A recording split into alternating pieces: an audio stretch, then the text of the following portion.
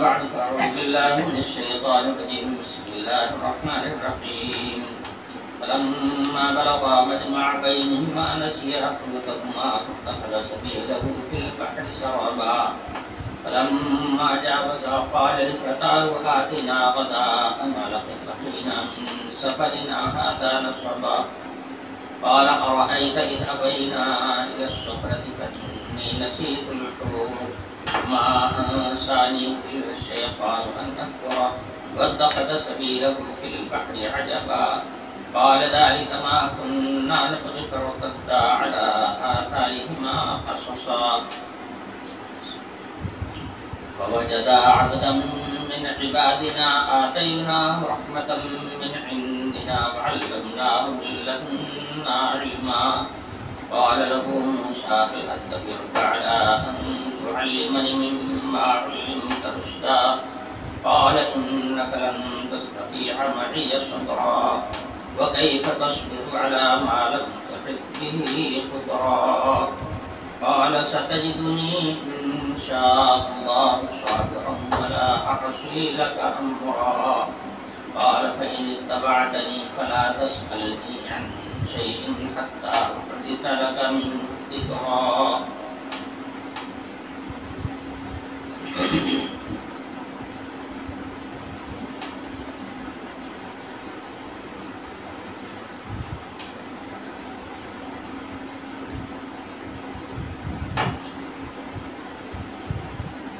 پچھلے درس میں نے عرض کیا تھا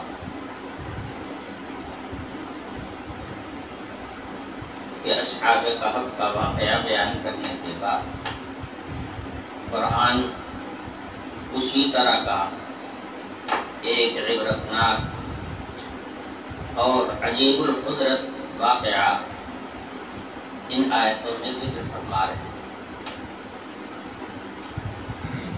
اور وہ واقعہ ہے حضرت موسیٰ علیہ السلام کا، جو حضرت خضر علیہ السلام کے ساتھ پیش آیا۔ اس کا ایک شان نزول تو میں نے پچھلے درس میں بتایا تھا کہ حضرت موسیٰ علیہ السلام وعظ فرما رہے تھے، لوگوں کو نصیحتیں کر رہے تھے، احکام خداوندی لوگوں کو پہنچا رہے تھے، اور نبی کا علم، اس کے سینے سے نکلنے والا علم کا سمندر ٹھاٹے مار رہا تھا۔ تو جو لوگ وہاں پر موجود تھے ان کو بڑا ہی تعجب ہوا کہ اتنا علم ان کے پاس آیا تھا۔ ایک بات اور عرض کروں کہ حضرت موسیٰ علیہ السلام جب بنی اسرائیل کو اپنے ساتھ لے کر مصر سے نکل آئے اور میدان تیہ میں قیام فرمایا، فرعون میں لاؤ لشکر کے غرق ہو گیا، قبطیوں کا سارا نشہ اتر گیا، تو موسیٰ علیہ السلام کو مصر کے اوپر دوبارہ غلبہ حاصل ہوا،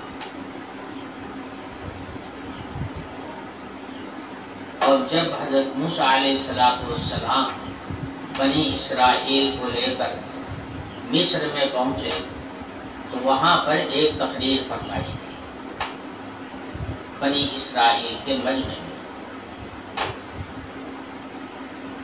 نبی کا علم، ٹھاٹے مارتا ہوا سمندر جیسا علم، لوگوں کو بڑا تعجب ہوا حضرت موسیٰ علیہ السلام کے علم کو دیکھ کر۔ تو مجمع میں سے ایک شخص نے سوال کر دیا کہ حضرت کیا آپ کی معلومات میں آپ سے بڑا بھی کوئی عالم روئے زمین پر ہے؟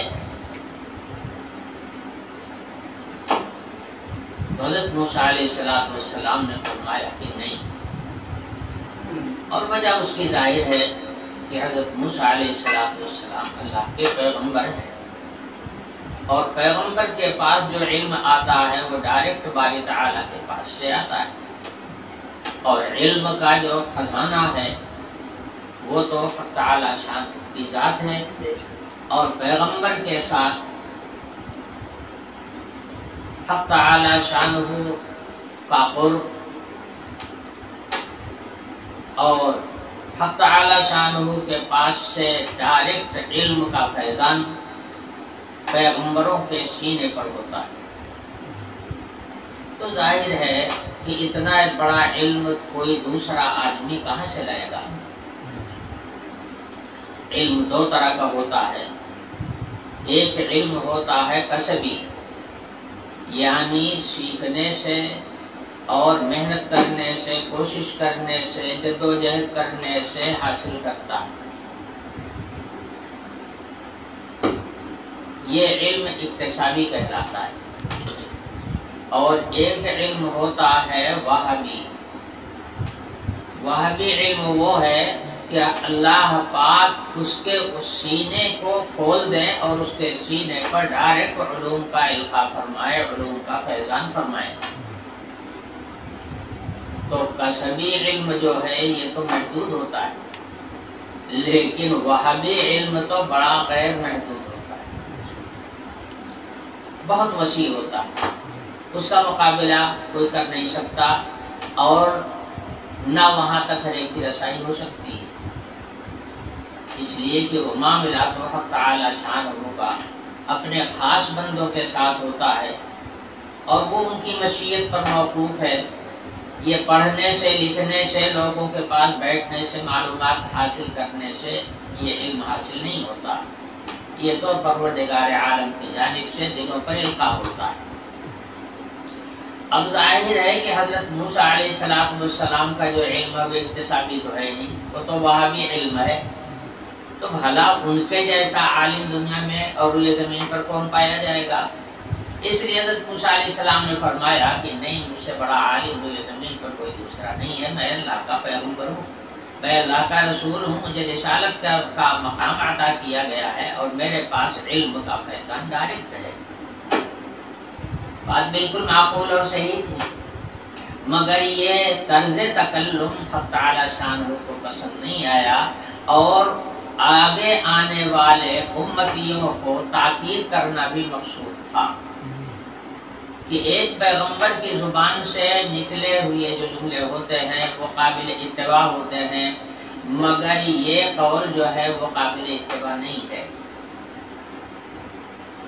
اس کی اتباع نہ کی جائے، اس پر عمل نہ کیا جائے، یعنی اپنے منہ میاں مٹھو نہ بنا جائے، خود اپنے آپ کو سب سے بڑا عالم نہ کہا جائے، چاہے جتنا بڑا علم ہو مگر کہا نہ جائے، بلکہ چونکہ علم کا جو اصلی خزانہ ہے وہ تو حق تعالی شانہ کی ذات ہے، اور انہی کے بانٹنے سے یہ علم بٹا ہے، جسے جتنا چاہا دیا، اور جس نوعیت کا علم چاہا جس کو دیا، تو اس کا صحیح علم تو انہی کو ہے جنہوں نے علم کو تقسیم کیا ہے۔ کوئی کیا بتا سکتا ہے کہ کون سب سے بڑا عالم ہے؟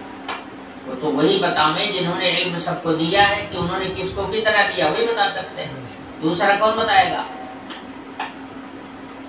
اس لیے فرمایا کہ موسیٰ تم سے بڑا عالم بھی موجود ہے روئے زمین پر۔ تو حضرت موسیٰ علیہ السلام نے فرمایا کہ رب العالمین وہ کون؟ میری معلومات میں تو موجودہ زمانے کا رسول میں ہی ہوں، آخر اور میرے علاوہ بھی کوئی ہے؟ تعالی شان نے فرمایا وہ خضر ہے۔ حضرت موسیٰ علیہ السلام کے دل میں طلب پیدا ہوئی، جو آدمی عالی حوصلہ ہوتا ہے اور علم سے دلچسپی ہوتی ہے، تو علم سے دلچسپی کی وجہ سے وہ بڑے عالموں کو تلاش کرتا ہے، ان سے ملتا ہے، اور ان سے ملاقات کر کے اس کا فیض حاصل کر کے اپنے علم کو بڑھاتا ہے۔ اور ایک علم ہی کی کیا بات ہے، جس آدمی کو دواؤں اور علاج سے اور ڈاکٹری امور سے کچھ مناسبت ہوگی اور کچھ دلچسپی ہوگی تو وہ اور لوگوں کے پاس بیٹھنے کے بجائے ڈاکٹر کے پاس بیٹھنے کو زیادہ پسند کرتا ہے۔ ایک آدمی کاشتکار ہے، اس سے بڑا کاشتکار کوئی مل جائے تو کاشتکار چاہے گا کہ اس کے پاس بیٹھوں تاکہ ہمیں کچھ اس کے ذریعے سے ایگریکلچر کا علم ہو جائے۔ جو آدمی جس لائن کا ہوتا ہے، جس فن سے بھی اس کو مناسبت ہوتی ہے، دلچسپی ہوتی ہے، اس فن کے بڑے عالم کو، بڑے علم والے کو وہ تلاش کرتا ہے اور اس کے پاس بیٹھ کر کے اس سے کچھ حاصل کرنے کی کوشش کرتا ہے۔ ایک دیندار آدمی ہے، اسے دین سے دلچسپی ہے تو وہ دینداروں کو تلاش کرے گا، اور کوئی دیندار مل جائے گا تو اس سے چمٹ کر کے بیٹھ جائے گا، اس سے لپٹ جائے گا، اس کا گھر نہیں چھوڑے گا، اس لیے کہ اسے دین سے دلچسپی ہے اور یہ دین والا ہے، تو اسی سے ہم کو دین ملے گا۔ جاہلوں کے پاس جاؤں گا تو ہمیں کون سا دین ملے گا؟ بے دینوں اور گمراہوں کے پاس بیٹھوں گا تو کون سا دین ملے گا؟ ہاں، کسی عالم ربانی کے پاس بیٹھوں گا تو ہمیں دین ملے گا۔ تو اس لیے وہ آدمی دوسروں کے پاس بیٹھنے کے بجائے عالم ربانی کے پاس بیٹھنے کو ترجیح دیتا ہے۔ یہ اصول ہے دنیا کا۔ اب حضرت موسیٰ علیہ السلام کو علم سے دلچسپی ہے، اللہ تعالیٰ نے بہت بڑا علم ان کو عنایت فرمایا ہے، تو ان کو ہے علم سے دلچسپی۔ جب یہ معلوم ہو گیا کہ مجھ سے بڑا بھی کوئی عالم ہے تو طلب پیدا ہوئی کہ ہمیں ان سے ملنا چاہیے اور ان سے ہمیں فیض حاصل کرنا چاہیے۔ اب یہیں سے پتہ چل گیا کہ جو آدمی کسی عالم ربانی کی مجلس میں آنے کی کبھی کوشش نہ کرے، کبھی ادھر بھول سے بھی نہ پھٹکے، اس کا مطلب یہ ہے کہ کوئی اس کی کوئی ضرورت نہیں سمجھتا۔ اگر ضرورت سمجھتا تو بھاگ کر کے آتا، مگر اس کی ضرورت نہیں سمجھتا، اس لیے کبھی اس کو خیال بھی نہیں ہوتا کہ ہمیں ایسی مجلس میں بیٹھنا چاہیے۔ بہرحال حضرت موسیٰ علیہ السلام نے پوچھا، فرما دیا گیا کہ وہ خضر ہیں۔ پوچھا ہم کہاں ملیں گے؟ پروردگار عالم نے فرمایا کہ مجمع البحرین، جہاں پر دو دریا ملتے ہیں وہاں پر ان سے ملاقات تمہاری ہو سکتی ہے۔ دو دریا کا ملاپ دنیا کے بہت سارے حصوں میں ہے، اور بہت سارے دریا ہیں جو دوسرے دریا میں جا کر کے گرے ہیں، تو دو دریاؤں کا سنگم دنیا کے اندر بہت سے مقامات پر پایا جاتا ہے، مگر آیات کے اندر اور روایات کے اندر کوئی سنگم متعین کر کے نہیں بتایا گیا ہے کہ فلاں تھا۔ مگر حضرات مفسرین میں عام طور پر مفسرین کی رائے یہ ہے کہ وہ بحر روم اور بحر فارس، ان دونوں کا سنگم جہاں پر ہے وہی علاقہ مراد ہے۔ حضرت موسیٰ علیہ السلام نے پوچھا کہ وہاں پہنچنے کا کیا صورت ہو سکتی ہے اور ان سے میری ملاقات کس طرح سے ہو سکتی ہے، اور میں ان سے ملاقات کے لیے جانا چاہتا ہوں تو جاؤں کدھر کو؟ مجمع البحرین تو بہت سے ہیں، کس مجمع البحرین پر ملیں گے، کدھر کو جاؤ؟ تو سمت بتا دی گئی کہ فلاں سمت میں نکل جاؤ اور چلتے رہو۔ چلتے چلتے جب مجمع البحرین پر پہنچ جانا تو وہیں پر ملاقات مجھ سے ہوگی۔ حضرت موسیٰ علیہ السلام نے فرمایا کہ ان کو میں پہچانوں گا کیسے؟ تو فرمایا رب العالمین نے اپنی قدرت کا ایک نمونہ دکھانا تھا، اس لیے فرمایا کہ ایک بھنی ہوئی مچھلی اپنے توشے دان میں رکھ لو۔ اب بھنی ہوئی مچھلی زندہ تو نہیں ہو سکتی ہے نا، وہ تو مردہ ہی ہوگی، کھانے کے لیے رکھی گئی ہے توشے دان میں، لے لو اور چلتے رہو۔ جس مقام پر دیکھو گے کہ یہ مچھلی تمہارے توشے دان سے نکل کر کے باہر چلی جائے، پر وہی مقام ان کے ملنے کا ہے۔ حضرت موسیٰ علیہ السلام نے اپنے خادم خاص حضرت یوشع ابن نون کو ساتھ میں لیا اور سفر میں کھانے پینے کے طور پر مچھلی کو بھنوا کر کے اپنے توشے دان میں رکھوایا اور لے کر کے دونوں آدمی روانہ ہوئے حضرت خضر علیہ السلام سے ملاقات کرنے کی۔ چلتے رہے اور راستے میں جب بھی کھانے کی ضرورت پیش آتی رہی اس مچھلی میں سے کھاتے بھی رہے۔ یہ بھی لکھا ہے مفسرین نے، حضرت عبداللہ بن عباس رضی اللہ عنہ نے یہی فرمایا کہ وہ مچھلی کھائی بھی گئی، اس میں سے کھاتے رہے، اور اس کے بعد چلتے ایک مقام پر پہنچے جو دریا کے کنارے پر تھا۔ وہاں ایک چٹان تھی، اس چٹان پر ٹیک لگا کر کے حضرت موسیٰ علیہ السلام لیٹ گئے۔ مفسرین نے اس بات کی بھی وضاحت کی ہے کہ ابھی تک تکان نہیں لگی تھی حضرت موسیٰ علیہ السلام۔ جب اس مقام پر پہنچ گئے جہاں منزل کرنا تھا تو وہاں پر تکان لگ گئی اور لیٹ گئے اور سو گئے، مگر کیا خبر تھی کہ یہی مقام ہے، سو گئے۔ پچھلے سب درس میں یہ بات بیان نہیں کر چکا ہوں۔ اب سو گئے اور مچھلی جو ہے حضرت موسیٰ علیہ السلام سو رہے ہیں، یوشع ابن نون پہرا دے رہے ہیں، اور مچھلی جو ہے وہ تڑپی مقتل کے اندر اور کود کر کے جا کر کے دریا میں چلی گئی۔ حضرت یوشع ابن نون نے سوچا کہ جب اب حضرت کو بیدار کیوں کروں، جب بیدار ہو جائیں گے تو میں یہ واقعہ بتا دوں گا۔ اور حضرت موسیٰ علیہ السلام نے یہ بات حضرت یوشع ابن نون کو پہلے بتا بھی دیا تھا کہ دیکھو جب یہ مچھلی تمہارے توشے دان سے نکل کر کے باہر کود جائے تو مجھے بتا دینا، مگر اس وقت سوچا کہ سو رہے ہیں، اٹھیں گے تب بتاؤں گا، اور جب اٹھے تو اس وقت کچھ خیالات کا ایسا ہجوم تھا کہ بات یاد نہ رہی بتانا اور بھول گئے۔ اب آگے نکل گئے اور ایک دن رات کا راستہ اور آگے طے کر لیا۔ اب لگی بھوک اور تکان، تو حضرت موسیٰ علیہ السلام نے فرمایا ٹھہر جاؤ، یہاں پر تھوڑا آرام کر لیا جائے۔ جب آرام کرنے کے لیے بیٹھے تھوڑی راحت ملی تو فرمایا کہ بھائی لاؤ بھوک بھی لگی ہوئی ہے، کچھ کھا لیا جائے۔ اب یوشع ابن نون کو بات یاد آئی کہ مچھلی تو وہیں چلی گئی تھی نکل کر کے، کھائیں گے کیا؟ اب انہوں نے بتایا تو حضرت نے فرمایا کہ اللہ کے بندے تمہیں اسی وقت بتا دینا چاہیے تھا نا، ذَلِكَ مَا كُنَّا نَبْغِي فَارْتَدَّا عَلَىٰ آثَارِهِمَا قَصَصًا، ہم اسی جگہ کے لیے تو آئے تھے، اسی کی تلاش میں تو آئے تھے، اور اللہ کے بندے تو نے اس وقت نہیں بتایا، ہمیں تو اسی کی تلاش تھی۔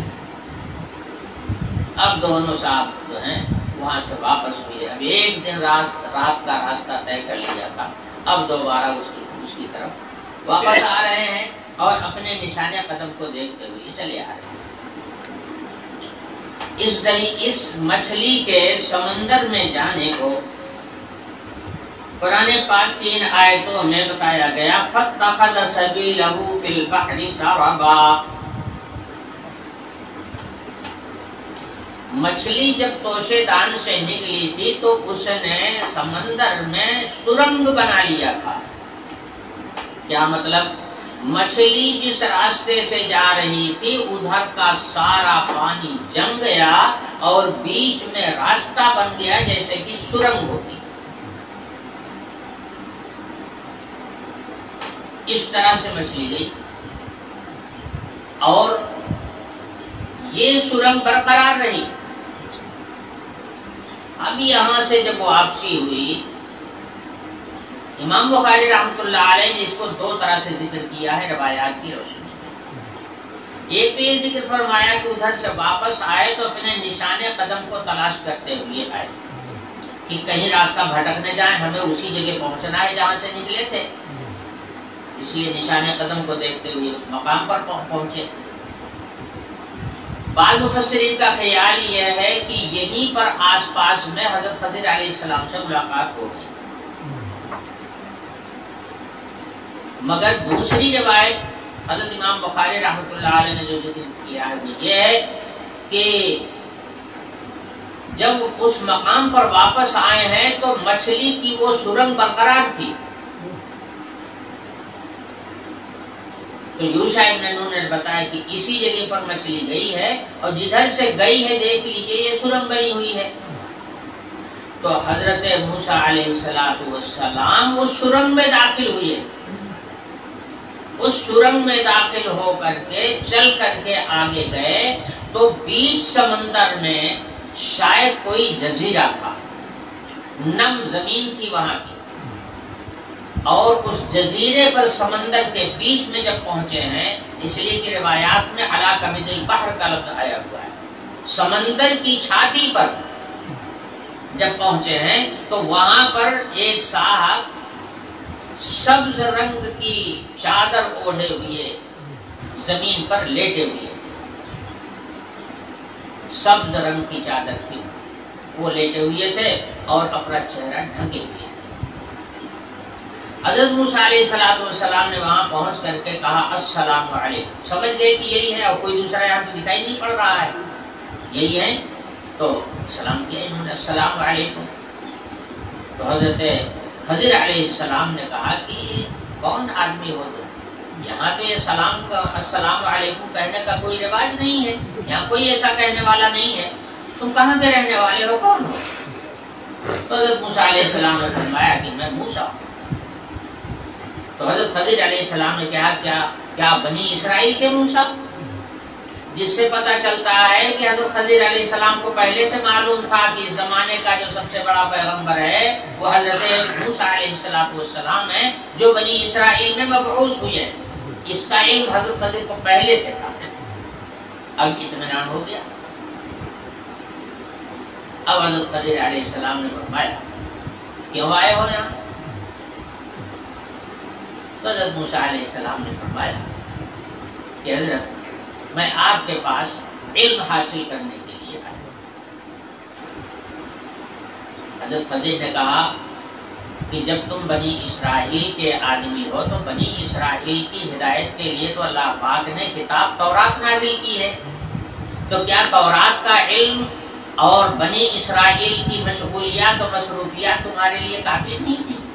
یہاں میرے پاس علم سیکھنے کے لیے آئے. تو حضرت موسیٰ علیہ السلام نے فرمایا کہ رب العالمین نے مجھ سے بتایا کہ آپ کو اللہ تعالیٰ نے کچھ خصوصی علم عطا فرمایا، تو وہ آپ کا مخصوص علم حاصل کرنے کے لیے میں رب العالمین کے حکم سے آپ کے پاس آیا ہوں. حضرت موسیٰ علیہ السلام نے فرمایا کہ تم میرے ساتھ صبر نہیں کر پاؤ گے. وجہ یہ ہے کہ تمہیں جو علم دیا گیا ہے وہ علم شریعت ہے، اور مجھے جو علم دیا گیا ہے وہ مغیبات کا علم ہے. علم تکوینی کہہ لو یا علم غیبی کہہ لو یا علم باطن کہہ لو، وہ مغیبات کا علم ہم کو دیا گیا ہے. تو میرا علم دوسری نوعیت کا ہے اور تمہارا علم دوسری نوعیت کا ہے. تکوینی علم وہ ہوتا ہے کہ ڈائریکٹ اللہ پاک کا حکم آتا ہے اور جو ہونے والی چیزیں ہیں دنیا کے اندر وہ ہونا ہو جاتی. چنانچہ حضرت خضر علیہ السلام کا واقعہ آگے آ رہا ہے، میں بتاؤں گا وہاں پر کس طرح سے کیا کیا کام کیا انہوں نے. جتنے کام انہوں نے کیے سب حضرت موسیٰ علیہ السلام کے مزاج اور طبیعت کے خلاف. تو حضرت خضر نے پہلے ہی کہہ دیا کہ تم صاحب شریعت ہو، تمہیں جو علم دیا گیا ہے جائز ناجائز حلال اور حرام کا علم دیا گیا ہے، تو تمہارا علم دوسرا ہے، تمہاری ذمہ داریاں دوسری ہیں. اور ہمیں جو علم دیا گیا ہے وہ تکوینی آپ کا علم دیا گیا ہے، ڈائریکٹ پروردگار عالم کے پاس سے مجھے حکم آتا ہے اور میں وہ کام کر ڈالتا ہوں. میں یہ نہیں دیکھتا ہوں کہ شریعت میں یہ جائز ہے یا ناجائز، مجھے اس کی کوئی پرواہ نہیں ہوتی. مجھے تو ڈائریکٹ پروردگار عالم کے حکم کا انتظار ہوتا ہے، وہاں سے جو حکم آتا ہے بس میں وہ کام کر ڈالتا ہوں. اس لیے تمہاری ہمارے ساتھ نبھے گی نہیں، تم میرے ساتھ صبر نہیں کر سکو گے. تو حضرت موسیٰ علیہ السلام نے عہد کیا کہ حضرت مجھے آپ اپنے ساتھ رہنے دیجئے، تاکہ آپ کا کچھ علم مجھے مل جائے، میں صبر کروں گا، اپنے اوپر کنٹرول کروں گا اور کوئی روک ٹوک آپ کو نہیں کروں گا۔ یہ عہد لے لیا حضرت خضر علیہ السلام نے، اس کے بعد جا کر کے اجازت دیا کہ چلو ٹھیک ہے رہو میرے ساتھ۔ اب آگے قصہ آئے گا، یہاں پر ایک بات عرض کرنا ہے، حضرت امام بخاری رحمۃ اللہ علیہ نے اس واقعے کو جہاں پر ذکر فرمایا ہے وہ ہے کتاب العلم۔ علم حاصل کرنا کتنی بڑی چیز ہے، کتنی اہم ہے۔ جتنا علم ایک پیغمبر کو دیا جاتا ہے اتنا علم کسی کو نہیں ملتا، بلکہ اگر میں یہ کہوں کہ سارے زمانے کا علم ایک طرف رکھ دیا جائے، پیغمبر کے علم کو ایک طرف رکھ دیا جائے تو پیغمبر کا علم بھاری ہوگا۔ اتنا بڑا علم تو پیغمبر کو حاصل ہوگا، مگر علم کی اتنی بڑی اہمیت ہے کہ پیغمبر بھی جب جان لیتا ہے کہ کوئی ایسا عالم ہے کہ جس کے پاس دوسری نوعیت کے علوم ہیں، وہ اس نوعیت کے علوم میرے پاس نہیں ہے، تو پیغمبر بھی وہاں تک جاتا ہے اور ان سے علم لینے کی کوشش کرتا ہے۔ حضور اکرم صلی اللہ علیہ وسلم نے ارشاد فرمایا انما العلم بالتعلم، علم تو سیکھنے سے ملتا ہے۔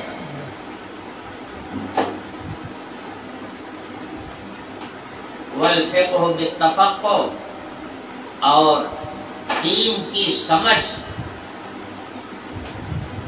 آدمی کی کوشش اور جدوجہد سے حاصل ہوتی ہے۔ علم کی تلاش بھی نہیں، علم سے دلچسپی بھی نہیں، کہاں سے آئے گی دین، کہاں سے آئے گا دین، کہاں سے آئے گی دین کی سمجھ، اور کہاں سے آئے گا علم۔ حضور اکرم صلی اللہ علیہ وسلم نے اس کی تاکید فرمائی۔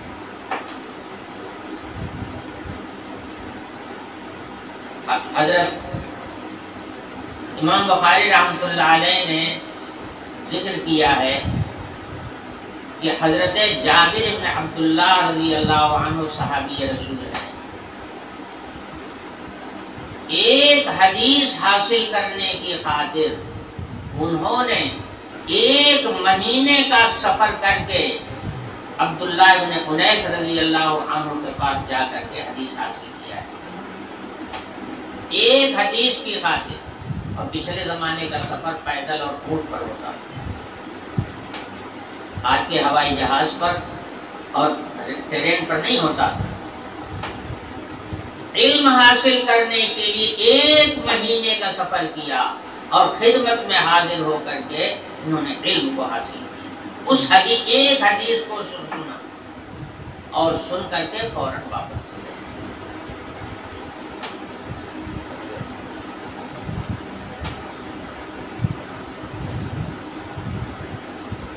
اس قسم کے بہت سارے واقعات ہیں۔ تو پیغمبر علم حاصل کرنے کے لیے پرمشقت سفر کرتا ہے، صحابہ ایک حدیث حاصل کرنے کے لیے مہینے کا سفر کرتے ہیں۔ جب اتنا انہوں نے علم سے دلچسپی دکھائی تو اللہ تعالیٰ نے ان کو بڑا علم دیا تھا۔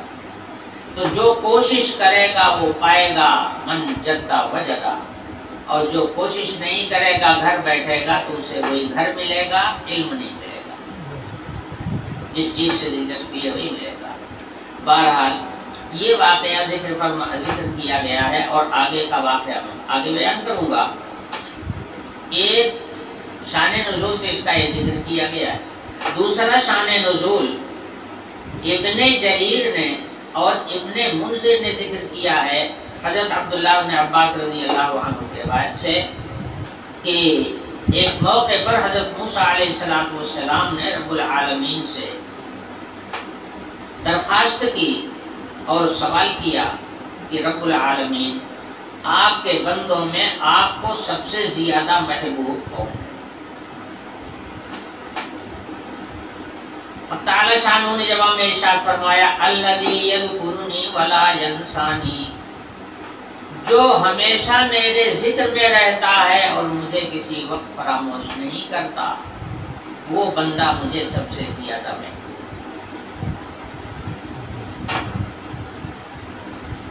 پھر حضرت موسیٰ علیہ السلام نے دوسرا سوال کیا کہ رب العالمین آپ کے بندوں میں سب سے اچھا فیصلہ کرنے والا کون ہے؟ حق تعالی شانہ نے جواب میں ارشاد فرمایا وہ بندہ فیصلے میں سب سے اچھا ہے جو حق فیصلہ کرے اور اپنی خواہش نفس کو اس میں داخل نہ ہونے دے، اپنی خواہش کی کی اتباع نہ کرے بلکہ حق کو تلاش کرے، اور حق ملتا ہے قرآن و سنت، قرآن و سنت سے حق کو تلاش کرے اور حق فیصلہ دے، اس میں ذرا سی بھی کوئی رعایت کسی کی نہ ہو، نہ اپنے کی، نہ برائے کی، نہ مسلم کی، نہ غیر مسلم کی، نہ مومن کی، نہ غیر مومن کی، فیصلہ حق کے سلسلے میں کسی کی رعایت نہیں کی جائے گی، حق فیصلہ کیا جائے گا۔ یہ بندہ جو ہے سب سے عمدہ فیصلہ کرنے والا ہے۔ پھر حضرت موسیٰ علیہ السلام نے تیسرا سوال کیا ایُّ عبادک اعلم، آپ کے بندوں میں سب سے بڑا علم والا کون؟ تو حق تعالی شانہ نے کوئی نام نہیں بتایا،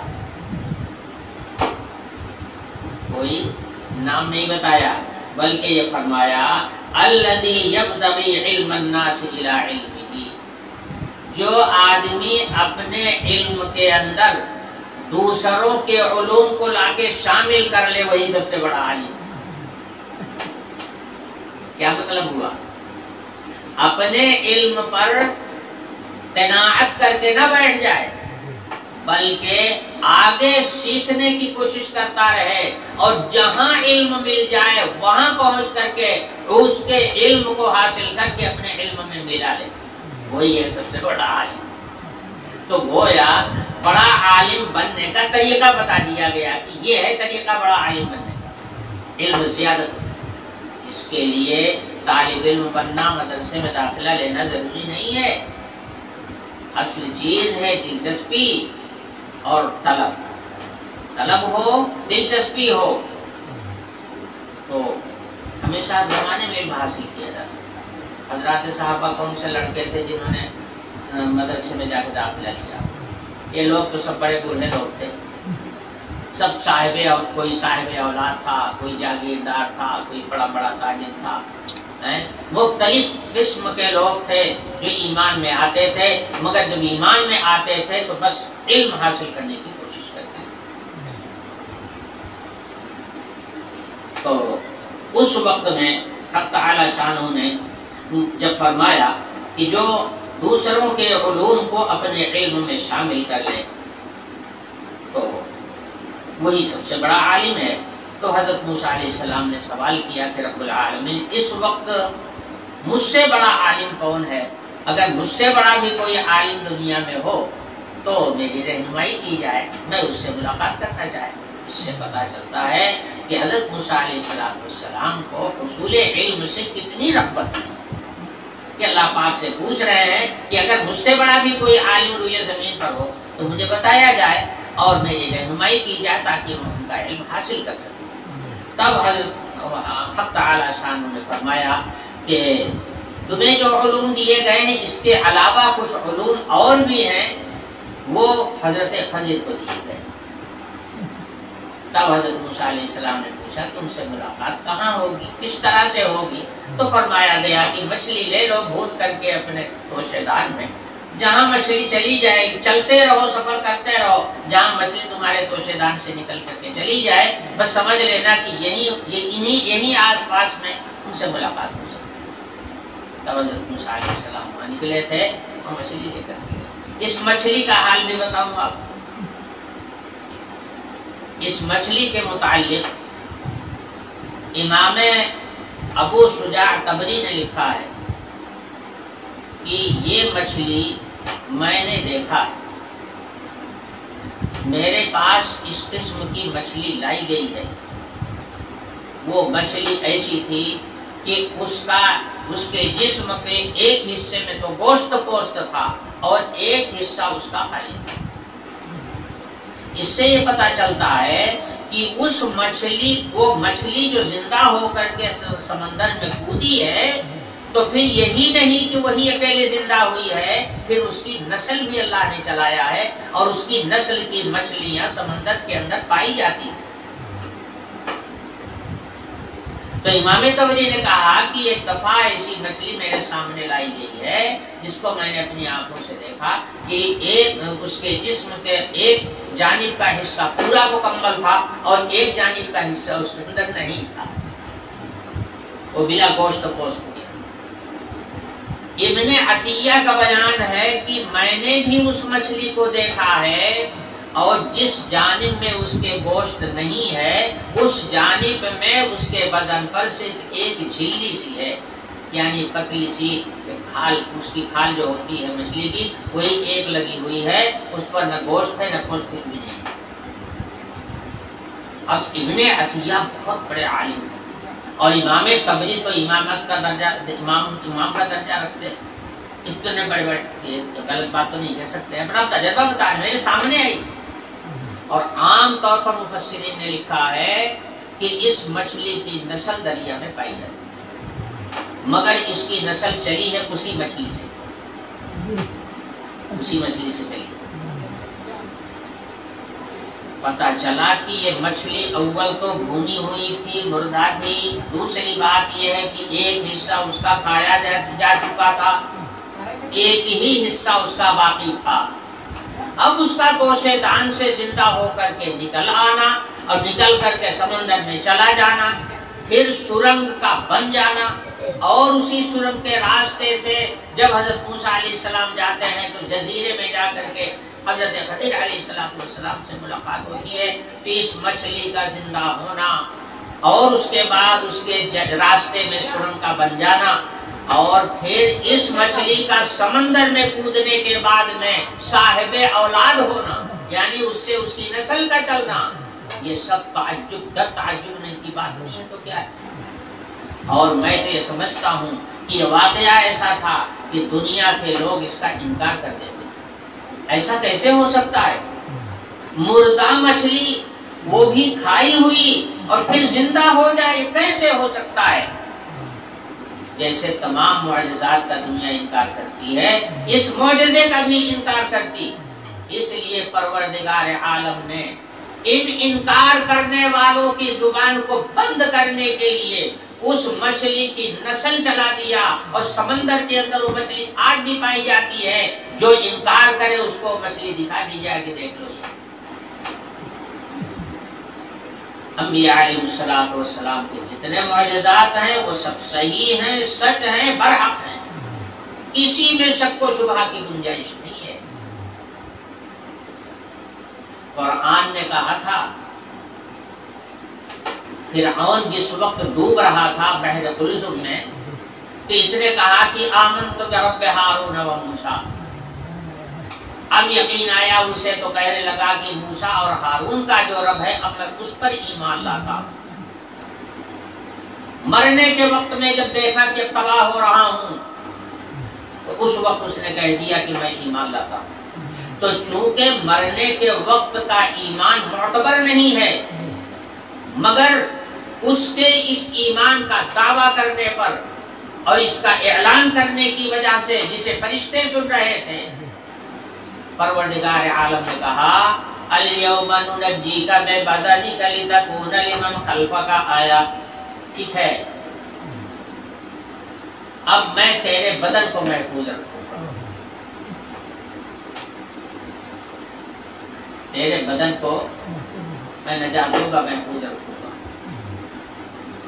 تو زبان سے اقرار کر رہا ہے نا، زبان سے اعلان کر رہا ہے یہ تیرا بدن ہے، تیرے بدن کی حفاظت ہوگی۔ اللہ تعالیٰ نے فرما دیا۔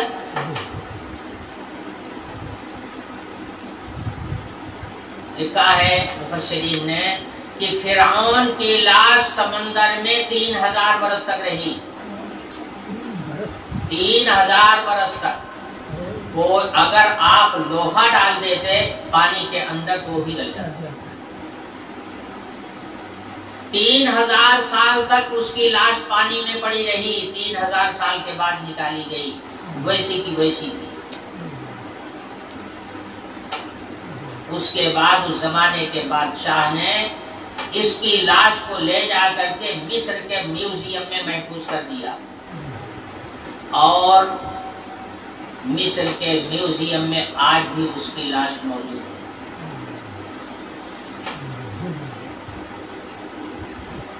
آج بھی مصر کے میوزیم میں اس کی لاش موجود ہے۔ قرآن پاک نے جو کہا کہ تیرے بدن کی حفاظت کروں گا، بدن کی حفاظت ہو رہی، جس کا جی چاہے جا کر کے دیکھ۔ یہ ہے قرآن، یہ ہے علم خداوندی،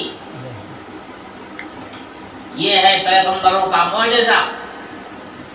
اس میں جو شک کرے وہ گمراہ ہو جائے گا، شک کی گنجائش، سب معاملات ثابت ہیں۔ تو ایسے میں نے کہا کہ اس مچھلی کے زندہ ہونے کا دنیا انکار کرے گی، جب یہ سنے گی واقعہ تو سب کہیں گے ارے کیسے ہو سکتا، بھلا مردہ کہیں، اور پھر کھائی ہوئی مچھلی کیسے زندہ ہو سکتی ہے؟ اللہ تعالیٰ نے اس کی نسل چلا دیا۔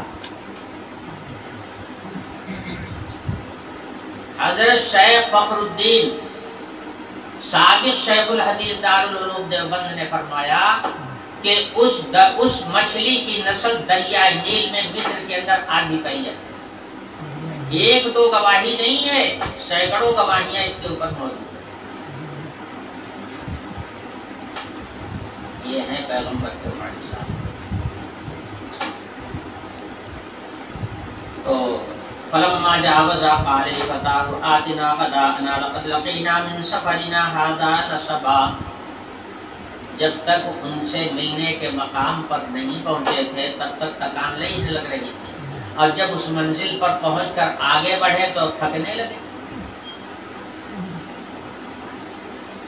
تو فرمایا حضرت یوشع سے کہ یوشع اب تو کھانا لے آؤ، بھوک لگی۔ تب حضرت یوشع نے کہا حضرت مچھلی تو نہیں چلی گئی۔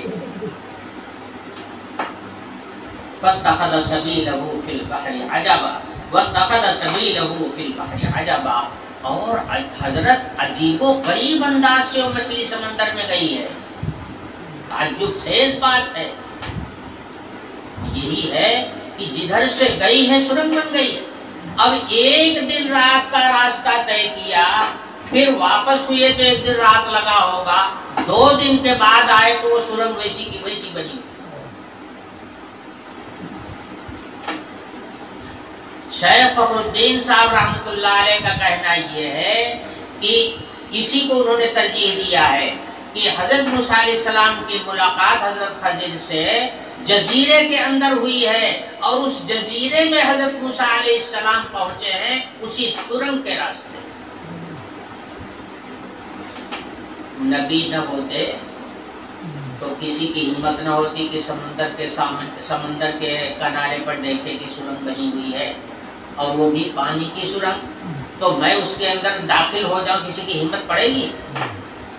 مگر پیغمبر ہیں، ان کے پاس اللہ کا علم آتا ہے ڈائریکٹ، انہیں پکا یقین ہوتا ہے کہ ہماری نگاہ غلطی کر سکتی ہے، ہمارے کان غلطی کر سکتے ہیں، مگر وحی کے ذریعے سے جو بتایا گیا وہ کبھی غلط نہیں۔ اس لیے ایمان کامل ہوتا ہے۔ گھس گئے اس سرنگ کے اندر، اور اسی سرنگ سے جا کر کے جزیرے کے اندر حضرت خضر علیہ السلام کو لیٹا ہوا پایا۔ قال ذلك ما كنا نبغي فارتدا على آثارهما قصصا۔ حضرت موسیٰ علیہ السلام فرمائی اللہ کے بندے اسی وقت بتا دینا چاہیے تھا، اسی مقام کی تلاش میں تو ہم نکلے ہیں۔ اس کے بعد فرمایا فارتدا على آثارهما قصصا۔ ایک دن رات کا سفر کرنے کے بعد بس اپنے نشان قدم کو دیکھتے ہوئے پھر واپس ہوئے اسی مقام کی طرف۔ فوجدا عبدا من عبادنا آتیناہ رحمتا من عندنا وعلمناہ من لدنا علما۔ قرآن کہتا ہے وہاں پر ان دونوں نے میرے ایک بندے کو پایا۔ ان دونوں نے کون؟ حضرت یوشع اور حضرت موسیٰ علیہ السلام۔ یہاں پر ایک بات اور حالت کی ہے تو علمی یہاں کوئی ضرورت نہیں ہے اس کی، لیکن کوئی آپ کے سامنے بتا سکتا ہے، اس لیے یاد رکھیے بعض مفسرین نے کہا ہے کہ یہ موسیٰ جو حضرت بنی اسرائیل کے موسیٰ ہیں یہ موسیٰ مراد نہیں ہیں، بلکہ موسیٰ علیہ السلام سے پہلے ایک پیغمبر تھے جن کا نام تھا موسیٰ ابن منشا ابن یوسف، وہ پیغمبر مراد ہے، مگر یہ بات روایات اور آیات کی روشنی میں غلط معلوم ہوتی ہے، اس لیے کہ حضرت موسیٰ علیہ السلام سے جب حضرت خضر نے کہا، حضرت موسیٰ علیہ السلام نے بتایا کہ میں موسیٰ ہوں، تو حضرت خضر نے کیا کہا تھا؟ بنی اسرائیل کے موسیٰ، بس متعین ہو گیا، وہ بنی اسرائیل کے موسیٰ نہیں رہے ہوں گے، یا اس وقت بنی اسرائیل کا نام نہیں چل رہا تھا، لیکن بہرحال جمہور مفسرین نے یہی کہا بھائی شبہ تو ہے، اس لیے کہ بنی اسرائیل میں سے وہ بھی تھے، اس لیے کہ ان کا جو سلسلہ نسب ہے وہ بھی بنی اسرائیل سے، مگر یہ کہ جمہور نے اس کی تردید کی ہے کہ یہ صحیح نہیں، صحیح یہ ہے کہ یہ حضرت موسیٰ ابن عمران ہے جو بعد میں پیغمبر ہوئے ہیں، یہ حضرت موسیٰ علیہ السلام، انہیں کی ملاقات حضرت خضر سے ہوئی۔ بعض لوگوں نے کہا کہ یوشع ابن نون جن کا ذکر احادیث میں آتا ہے یہ نہیں ہے بلکہ دوسرے یوشع ہیں، یہ بھی غلط ہے، تمام روایات اس بات پر متفق ہیں کہ یہ وہی حضرت یوشع ہیں جو حضرت موسیٰ علیہ السلام کے خادم خاص تھے اور بعد میں ان کو پیغمبری ملی۔ حضرت خضر علیہ السلام کے سلسلے میں بھی بڑا اختلاف، کئی باتوں میں اختلاف۔ پہلا اختلاف یہ کہ ان کا نام کیا تھا، خضر ہی نام تھا یا کچھ اور تھا؟ تو حضرت قاضی صاحب رحمۃ اللہ علیہ نے فرمایا کہ ان کا نام بلیہ ابن ملکان تھا، بلیہ ابن ملکان یہ ان کا نام تھا، اور خضر ان کا لقب۔ حضور اکرم صلی اللہ علیہ وسلم نے ارشاد فرمایا کہ ان کو خضر اس وجہ سے کہا جاتا ہے کہ یہ جہاں خشک زمین پر بیٹھ جاتے ہیں وہاں کی زمین ہری بھری ہو جاتی ہے، وہاں ہریالی آ جاتی ہے۔ بعض مفسرین نے لکھا ہے کہ جہاں پر یہ عبادت کرتے ہیں وہاں آس پاس کی ساری زمین ہریالی سے لہلہانے لگتی ہے، تو اس کے معنی سبز کے آتے ہیں، ہرا بھرا، اس وجہ سے چونکہ ان کے بیٹھنے میں یہ تاثیر یا ان کے جسم میں یہ تاثیر کہ جہاں یہ بیٹھ جاتے ہیں وہاں کی زمین زندہ ہو کر کے ہری بھری ہو کر کے لہلہانے لگتی ہے، اس وجہ سے ان کو خضر کہا جاتا ہے۔ یہ تو حضور ہی کا بیان ہے۔ اس سلسلے میں بھی بڑی تشویش ہے کہ ان کا زمانہ کون سا ہے اور یہ بیٹے کس کے ہیں، کس خاندان سے ان کا تعلق ہے۔ مفسرین کے اس کے درمیان میں بہت سے اقوال ہیں۔ بعض لوگوں نے کہا کہ ان کا مسکن یمن تھا،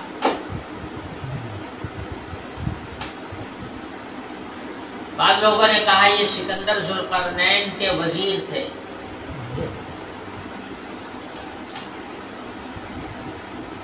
سکندر نام کے سکندر ذوالقرنین کے نام سے دو بادشاہ گزرے، ایک سکندر مقدونی جن کا زمانہ حضرت عیسیٰ علیہ السلام کے زمانے سے 300 سال پہلے، دارا سے اسی نے مقابلہ کیا تھا، دارا کو شکست دے کر کے اپنی حکومت قائم کیا تھا، اس لیے اس کو بھی بڑی شہرت حاصل ہوئی دنیا میں۔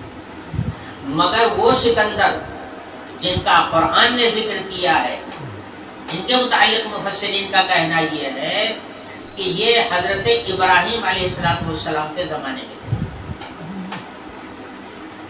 ان سکندر ذوالقرنین نے حضرت ابراہیم علیہ السلام کے ساتھ حج بھی کیا تھا، یہ اس زمانے کے ہیں۔ تو ان سکندر ذوالقرنین کے وزیر حضرت خضر علیہ السلام تھے، گویا حضرت ابراہیم علیہ السلام کے زمانے میں تھے، لیکن ان کے باپ کا نام کیا تھا کہ اس خاندان کے اس کا تذکرہ وہاں پر نہیں ملتا۔ بعض مفسرین کا خیال یہ ہے کہ حضرت آدم علیہ السلام کے بیٹے، हाजिर रहे भी।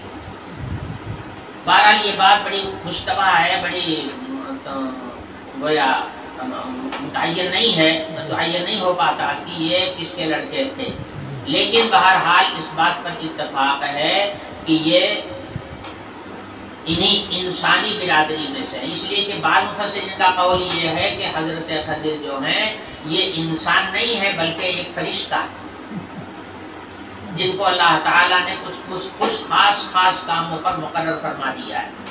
ये फरिश्ते हैं, मगर आम तौर पर जमहूर की राय ये है कि फरिश्ते नहीं बल्कि इंसान। बाद मुफस्सिरीन का कहना ये है कि यही है हजरत अलियसा।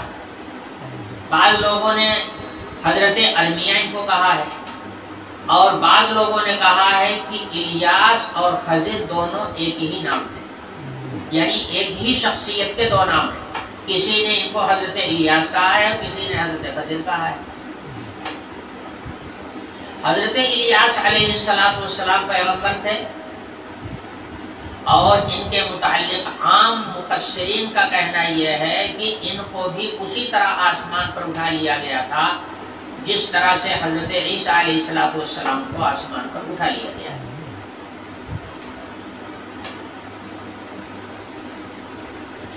इस हजरत मुजद्दिद अल-फ़सानी रहमतुल्लाह अलैह की मुलाकात हजरत खज़िर से हुई, तो हजरत खज़िर से हजरत मुजद्दिद साहब रहमतुल्लाह अलैह ने पूछा कि क्या आपके ऊपर मौत आई है या नहीं, आप मुर्दों में से हैं कि जिंदों में से हैं? तो हजरत खज़िर ने फरमाया कि ना तो हम जिंदा हैं और ना मुर्दा ही है, हमारी रूह को अल्लाह पाक ने इतनी ये कुव्वत अता की है और ये गोया ये कुव्वत दी है हमको कि हम फुला काम को अंजाम दें, और उसके लिए हमारी रूह में ये कुव्वत है कि वो जिस्म के साथ मुतशक्कल हो जाती है। तो गया इनकी रूह ज़मीन के ऊपर मौजूद है, और कुछ अल्लाह ताला की जानिब से खास उमूर उनसे मुताल्लिक़ हैं जिसको वो अंजाम देते रहते हैं। बाद रिवायात में आता है कि जंगल में जब कोई आदमी भटक जाता है और उसको कोई रास्ता बताने वाला नहीं होता, तो हजरत खज़िर अलैहिस्सलाम पहुंच करके उसकी रहनुमाई करते हैं, उसको सही रास्ता देते हैं। कभी किसी मजलूम की मदद के लिए भी वो आ जाते हैं, मगर इस बात पर सबका इत्तेफाक है कि ये नबी है। इनके पास जो इल्म आता है डायरेक्ट अल्लाह रब्बुल आलमीन के पास से, वही करते हैं जो अल्लाह पाक का हुक्म होता है। तो कुछ खास उमूर इनसे मुताल्लिक़ हैं जिसको अंजाम देने के लिए अल्लाह ताला ने इनको ज़मीन पर रखा है, और वो मौजूद हैं और रहेंगे। बाद मुफस्सिरीन का कहना ये है कि हज़रत खज़िर अलैहिस्सलाम उस वक्त से हैं आज तक हैं, तवील उम्र इनको अता की गई है, और आखिरी शख्स इस उम्मत का हजरत ईसा अलैहिस्सलाम के ज़माने में नहीं, हजरत ईसा अलैहिस्सलाम का ज़माना आने से पहले इमाम महदी जब आएंगे तो उसके पहले दज्जाल का खुरूज हो चुका होगा, और दज्जाल अपना फितना पूरी दुनिया में फैला रहा होगा, लोगों को ईमान से हटा रहा होगा और बड़े बड़े करिश्मे दिखा रहा होगा। उस वक्त वो दज्जाल घूमता हुआ मदीने के पास में पहुंचेगा, मदीने के अंदर तो नहीं दाखिल हो सकेगा मगर आस पास में पहुंचेगा, वहां भीड़ इकट्ठा होगी, तो करिश्मा दिखा रहा होगा, मुर्दों को जिंदा कर रहा होगा, जिंदों को मुर्दा कर रहा होगा, ये सब दिखा रहा होगा, और लोग अपना दीन खत्म करके और ईमान बेच करके उसके ऊपर ईमान ला रहे होंगे। उस वक्त में हजरत खज़िर अलैहिस्सलाम उसके सामने आएंगे और उसके आंखों में आंखें मिलाकर फरमाएंगे कि तू झूठा है, तू दज्जाल है। हमारे पैगंबर ने हमें इसकी तलकीन फरमाई है, हमें बताया है। तो वो इनको पकड़वा करके इनके ऊपर आरा चलवा देगा, इनके जिस्म के 2 टुकड़े कर देगा, और दोनों टुकड़ों को दूर दूर फेंकने के बाद फिर हुक्म देगा कि दोनों टुकड़े इकट्ठा हो जाओ, پھر دونوں ٹکڑے اکٹھا ہو جائیں گے اور یہ پھر زندہ ہو جائیں گے. تو کہے گا بتا مارنے والا زندہ کرنے والا میں ہوں کہ نہیں؟ دیکھ میں نے تجھ کو مار دیا اور مارنے کے بعد دوبارہ پھر زندہ کر دیا. خدا ایسے ہی تو ہوتا ہے. اسی لیے تو میں کہتا ہوں کہ میں خدا ہوں، خدا بن کر کے آیا ہوں زمین پر. اب تو ایمان لائے گا کہ نہیں لائے گا؟ تو حضرت خضر کہیں گے اب تو ہمارا ایمان اور پکا ہو گیا. حضور نے ہمیں یہی تو بتایا تھا کہ وہ ایک آدمی کو مار ڈالے گا اور مارنے کے بعد پھر زندہ کرے گا. تو اس کا تجربہ تو نے میرے ہی اوپر کر لیا، تو مجھے تو اور یقین ہو گیا کہ رسول اللہ صلی اللہ علیہ وسلم کی بات صحیح. بعض مفسرین کا کہنا یہ ہے کہ وہ مرد مومن جو دجال کے سامنے آئے گا اور اس طرح سے مقابلہ اس کا کرے گا وہ حضرت خضر ہی ہوں گے. بعض مفسرین کا خیال یہ ہے. لیکن یہ مواقعات اور یہ باتیں ایسی ہیں کہ جس کے اندر بہت سارے سوالات پیدا ہو. تو بہرحال اس کی تفصیل میں جانے سے بجائے اب ہم آگے چلتے ہیں. اللہ تعالیٰ فرماتے ہیں کہ فوجد عبدا من عبادنا آتیناہ رحمۃ من عندنا وعلمناہ من لدنا علما. پایا ان دونوں نے ہمارے ایک بندے کو جس کو ہم نے اپنے پاس سے خاص رحمتیں دے رکھی ہیں اور ان کو مخصوص علم دے رکھا. وعلمناہ من لدنا علما، اپنے پاس سے خاص علم ہم نے ان کو عطا کیا. عام طور پر مفسرین نے رحمتن کا ترجمہ نبوتن سے کیا ہے کہ یہ رحمت سے مراد یہاں پر ہے نبوت. اس لیے کہ نبی کا استاد غیر نبی کیسے ہو سکتا ہے؟ نبی کا استاد ہونے کے لیے بھی تو نبی ہونا چاہیے نا. حضرت موسیٰ علیہ السلام کو اگر شاگردی کے لیے بھیجا جا رہا ہے تو غیر نبی کے پاس بھیجا جائے گا ایک پیغمبر کو؟ یہ بات تو بالکل خلاف اصول اور خلاف عقل ہے. تو یقیناً وہ اسی درجے کے ہیں جس درجے کے یا وہ اسی کیٹیگری کے ہیں جس کیٹیگری کے حضرت موسیٰ علیہ السلام. مگر موسیٰ علیہ السلام ان کے پاس ٹکے ہی کا ان کے چند معمولات کو اور ان کے چند کاموں کو دیکھ کر کے تو نبھی ہی نہیں چلے. تو پھر شاگرد ہی کہاں رہے؟ ہمارے حضرت معتمم صاحب رحمۃ اللہ علیہ، حضرت حکیم علیہ السلام، حضرت مولانا قائد طیب صاحب رحمۃ اللہ علیہ نے فرمایا کہ حضرت عیسیٰ علیہ السلام جب تھوڑا بڑے ہوئے تو حضرت مریم نے ان کو ایک مدرس کے پاس لے جا کر کے بٹھایا کہ ہمارا بچہ پڑھنے کے لائق ہو گیا ہے، آپ اس کو کچھ پڑھا دیجیے. اب جب ان کو استاد کے پاس بٹھایا گیا اور استاد نے ان کو پڑھایا، کہا کہو الف. تو حضرت موسیٰ علیہ السلام نے سوال کیا کہ الف کیا چیز ہے؟ انہوں نے کہا کہ ایک حرف ہے. تو حضرت عیسیٰ علیہ السلام نے کہا حرف ہے تو اس کے معنی کیا ہے وہ بتائیے. تو استاد نے کہا کہ بیٹا اس کے معنی کچھ نہیں ہوتے ہیں، یہ بے معنی لفظ ہے، بس سمجھنے کے لیے ہے. حضرت عیسیٰ علیہ السلام نے کہا میں ایسا علم کبھی نہیں حاصل کروں گا جس کے کوئی معنی نہ ہو. جس کے کوئی معنی نہیں ہو تو محمل ہے. تو میں محمل علم حاصل کرنے کے لیے تھوڑا آیا ہوں، مجھے تو حقیقی علم چاہیے. اب استاد خاموش، کیا سمجھا میں کیا پڑھا میں.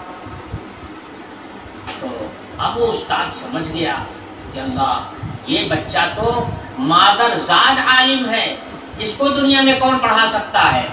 تو استاد نے کہا کہ اچھا بیٹا تم بتا سکتے ہو کہ الف کے کیا معنی ہے؟ کہا ہاں بالکل بتا سکتا ہوں. کہا پھر بتاؤ الف کے کیا معنی ہے؟ تو حضرت نے فرمایا کہ حضرت عیسیٰ علیہ السلام نے کہا کہ تم اپنی مسند سے نیچے آؤ اور مجھے اپنی مسند پر اوپر بٹھاؤ، یعنی تم شاگرد بنو میرے اور میں تمہارا استاد بنوں، اس کے بعد میں بتاؤں گا. تو استاد نیچے آیا مسند سے اور ان کو اوپر بٹھایا اپنی مسند پر. کہا اب بیان کرو.